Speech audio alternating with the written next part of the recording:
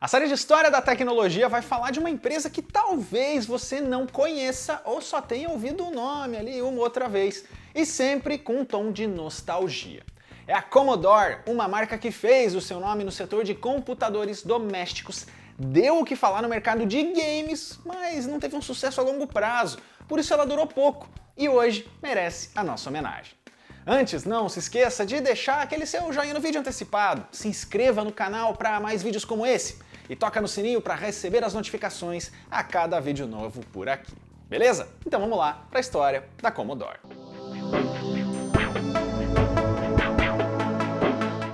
Primeiro, antes de tudo, a gente precisa falar rapidinho de um cidadão chamado Jack Tramiel. Ele, na verdade, nasceu Jacek Trzymiel em 1928 na Polônia. Os seus pais eram judeus e os três foram para Auschwitz durante a Segunda Guerra Mundial, sendo que ele, mesmo ainda jovem, fez trabalhos forçados e só conseguiu sair ao ser resgatado pelo exército norte-americano no finzinho do conflito. Anos depois, ele se muda para os Estados Unidos e passa a trabalhar consertando máquinas de escrever para o exército. Ele também foi taxista e usou um empréstimo para comprar uma pequena loja num bairro ali de máquinas de escrever. Nesse ponto, o Jacek vira Jack e, além do nome, começa também a mudar de vida.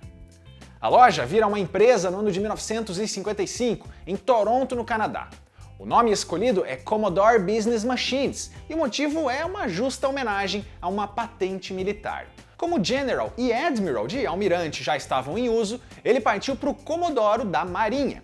No começo dos anos 60, a empresa Commodore entrou na Bolsa de Nova York e aí mudou de nome para o seu mais famoso, Commodore International. Nesse período, ela fabricava máquinas de escrever, máquinas de somar e alguns outros equipamentos de contabilidade. Aí o Jack viaja para o Japão, onde aprende sobre um novo produto que estava bombando por lá.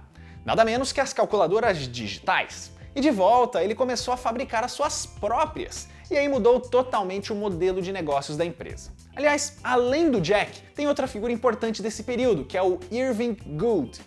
Ele é um investidor que salvou a pele da Commodore várias vezes nesse começo de vida, virando um dos acionistas mais poderosos do conselho.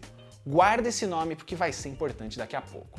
Esse período dura até a metade dos anos 70. Isso porque a Texas Instruments, que fornecia alguns dos componentes para a Commodore, passa a fabricar as próprias calculadoras mais baratas do que a antiga aliada. Aí não teve jeito. De novo, pegando um empréstimo, o Jack começa a comprar pequenas fornecedoras para buscar novas oportunidades naquela indústria. E aqui a gente precisa passar de novo para uma dessas empresas. É a MOS Technology, uma pequena fabricante de processadores formada por vários ex-funcionários da Motorola, incluindo um engenheiro chamado Chuck Peddle. Eles criaram um clone do chip 6800, o 6501, e foram processados pela gigante, uma história que a gente já viu várias vezes de outras marcas de clones. Aí, em 1976, eles fizeram um modelo original, 6502, que foi um sucesso e teve até a Atari como cliente. Para vender o processador, um terminal em forma de kit foi montado, o KIM-1, e isso chamou a atenção da Commodore, que comprou a MOS e transformou o Chuck Peddle em chefe de engenharia. E aí se viu pronta para esse mercado que estava só começando: computadores domésticos. No ano seguinte sai o primeiro computador da empresa, um dos primeiros do mercado inteirinho. É o Commodore PET 2001, que não é só um bicho de estimação, PET, entendeu? Mas a sigla, Personal Electronic Transactor. Ele foi anunciado na CES de 77, antes dos rivais Apple II e TRS-80. Mas o PET era mais barato por uma estratégia que marcas como Apple e Samsung usam até hoje: fabricar a maioria dos componentes internamente. Até hoje, é meio difícil debater qual foi o primeiro computador doméstico do mundo, a gente sabe disso, mas esse é um dos grandes concorrentes na categoria de já vir prontinho, montado em uma única peça e ser mais fácil de usar. Como negativo, ele tinha um teclado colorido pequeno e com a ordem esquisita, meio difícil de digitar. E a linguagem de todos os PCs da linha com processador da MOS é a BASIC, feita por uma ainda jovem Microsoft. O acordo foi considerado uma pechincha para o Tramiel, que conseguiu um ótimo preço em cima de um rapazinho inexperiente chamado Bill Gates. A família PET ainda ganhou atualizações ao longo dos anos, como o PET 2001N, o PET 4000 e o Super PET 9000. Saíram também diversos periféricos, principalmente drives de disco e até uma impressora matricial. Tinha ainda o dataset, que era um dispositivo de leitura e armazenamento de dados, claro, em fitinhas cassete. Mas a companhia queria avançar e depois de projetos que não saíram do papel, veio a segunda linha de computadores. O Commodore VIC-20 de 1981 também foi um sucesso absoluto, sendo o primeiro modelo da indústria a chegar a 1 milhão de unidades vendidas. Hoje isso já é muito, mas imagina no começo dos anos 80. E olha, ele era ainda mais econômico que o PET, só que tinha alta capacidade técnica. O nome, inclusive, VIC vem de Video Interface Chip, o processador gráfico do modelo. O investimento em marketing foi pesado, com William Shatner, o Capitão Kirk de Star Trek, de garoto propaganda. E agora, finalmente a gente chega no grande sucesso da Commodore, pois é, chegou a hora dele. Em 1982, saiu o Commodore 64, ou C64. Ele tinha os tais 64 KB de memória, um chip sintetizador de áudio e gráficos coloridos, fazendo tudo isso muito bem por um preço ótimo, o que era um enorme diferencial. Outra estratégia de marketing foi colocar ele para ser vendido em lojas normais, lojas de departamento, hipermercado, sendo que antes era só naquelas especializadas em eletrônicos. Fora o uso casual como computador, ele foi bastante usado para games. Bubble Bobble, Maniac Mansion, Pac-Man, Ghosts and Goblins e até California Games, que pra gente é jogos de verão, são alguns dos clássicos desse modelo. O Commodore 64 é um dos computadores mais vendidos de todos os tempos e ele ajudou a consolidar toda a filosofia do Jack, que chegou a ser considerado por uma revista da época como o anti-Steve Jobs, pois é. Foi nessa época que ele veio com a frase sobre fazer computadores para as massas, não para as classes. A estratégia de mercado era extremamente agressiva, cortando gastos ao máximo e barateando os produtos até a mínima margem possível de lucro, sem comprometer em qualidade e tendo alguns diferenciais de fabricação interna. Lembra um pouco o que fazem algumas fabricantes chinesas de smartphones hoje em dia, controlando todas as etapas e com baixa margem de lucro. O Commodore 64 era difícil de importar para o Brasil e não teve versão nacional, então era mais um sonho de consumo por aqui ou um item raro de famílias mais bem de vida. Lembrando que esse era o período da reserva de mercado, com incentivos para marcas nacionais e a proibição de vendas das estrangeiras no Brasil. A gente já falou bastante sobre esse tema em alguns capítulos aqui da nossa série. A comunidade mantém o modelo vivo até hoje com o comércio de unidades ou emulação do sistema e muitas, mas muitas boas memórias sobre o uso do BASIC. E assim como o PET, o 64 foi também uma família de dispositivos. A gente não vai falar de todos por aqui, então qualquer coisa deixa aqui embaixo nos comentários qual o seu modelo favorito. Em 82 veio o Commodore Max Machine, uma edição vendida só no Japão e focada em rodar jogos. Foi um fiasco.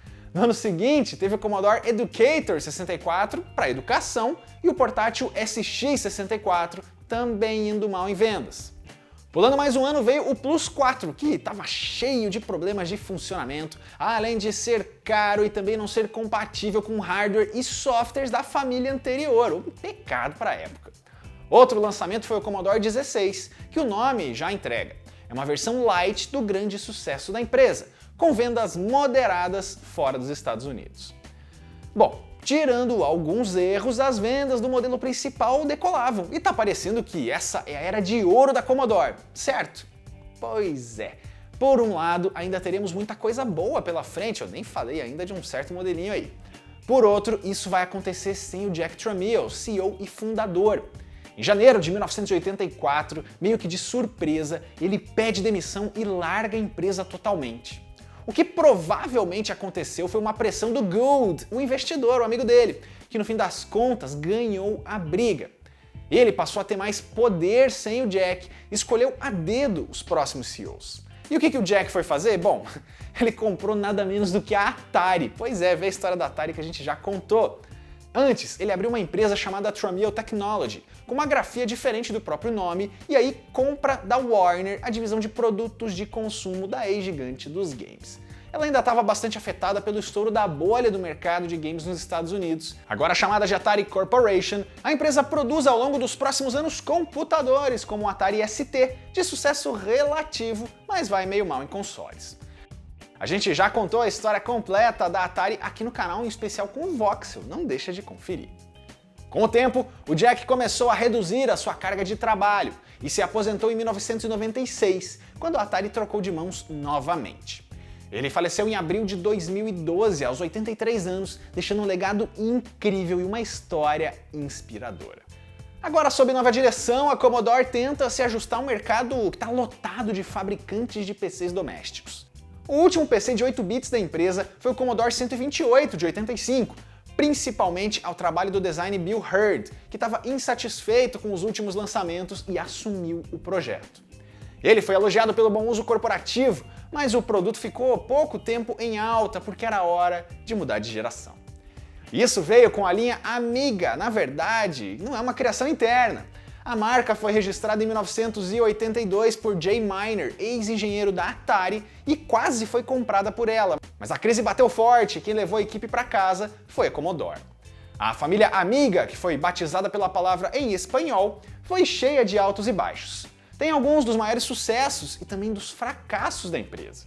O pioneiro da família se chama Amiga 1000, ou só Amiga mesmo. Ele é considerado o primeiro computador multimídia do mundo, com um sistema multitarefas, a compatibilidade com TVs e gráficos e sons super avançados para a época. Ele foi muito usado por designers e para fazer animações e também efeitos especiais no mundo do cinema. E talvez só não decolou mais no mercado consumidor pelo alto preço e por um marketing não tão eficiente quanto o da Apple. Em 87 vieram dois novos modelos. Uma versão mais poderosa e profissional, o Amiga 2000, e uma de menor custo, o Amiga 500. Esse em especial foi um verdadeiro fenômeno, principalmente na Europa, muito usado casualmente e também para games. The Secret of Monkey Island, Sensible Soccer, Lemmings, Shadow of the Beast e até o primeiro Worms foram alguns dos jogos de sucesso na plataforma. A linha Amiga teve outras versões e, de novo, não dá para destacar todas, e nem todos os games, por isso, vamos aos poucos. Nesse período, a Commodore ainda foi patrocinadora de times de futebol, em especial o Chelsea na Inglaterra. E o Amiga carrega a empresa nas costas, mas as coisas já não eram como antes. Modelos como o Commodore 65 e o Amiga 900 nem saem da fase de protótipo. E ela começa a errar feio até onde mais se acertava. O Amiga 600, por exemplo, é considerado um fracasso absoluto por vários motivos, desde erros de design até ser vendido como um lançamento, sendo que na verdade era uma versão meio reciclada da geração anterior.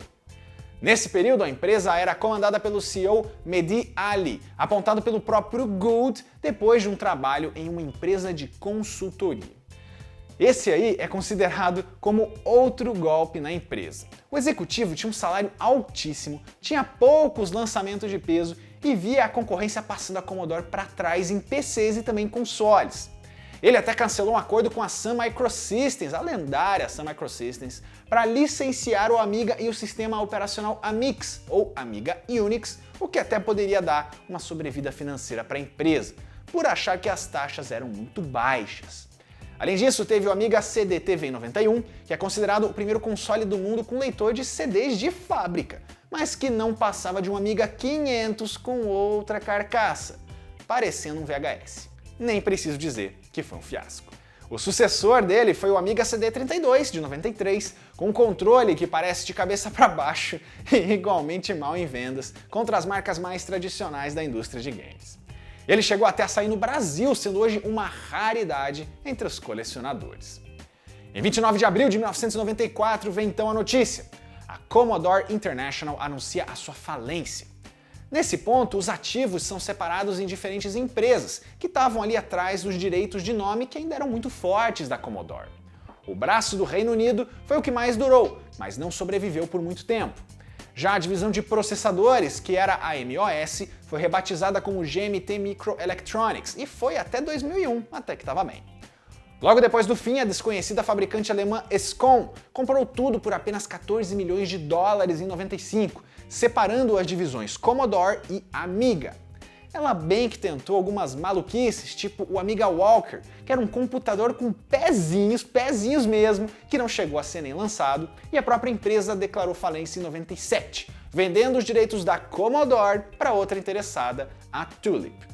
E olha, esse é um período em que o nome da Commodore é colocado em qualquer coisa para tentar vender, incluindo aqueles MP3 player fuleiros, você sabe do que eu tô falando. Em 2004, os direitos da Commodore vão de novo, agora para um conglomerado de mídia. Outro lado dos direitos da marca foi em 97 para uma empresa chamada Gateway 2000, que por sua vez vendeu tudo para a recém-formada Amiga Inc. É muito nome, é muita troca e dá para resumir assim, não deu certo. Hoje, a Commodore e a Amiga oficialmente não existem mais, com as detentoras da marca vivendo de tentativas de relançamento e de puxar a comunidade mais ali pela nostalgia. Até existe um sistema operacional mantido pela comunidade, chamado Amiga OS, resgatando as origens do Amiga original. Já o Commodore 64 teve pelo menos 2 relançamentos, uma versão mini em 2018 e uma espécie de versão moderna chamada The C64 em 2019.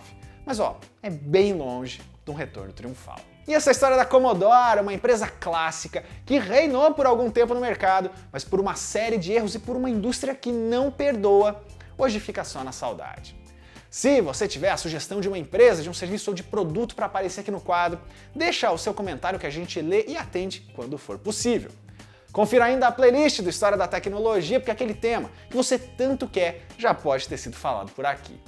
Lembrando que esse é apenas um resumo, é só um recorte, e muito detalhe acaba ficando de fora. Por isso, as fontes consultadas estão aqui na descrição.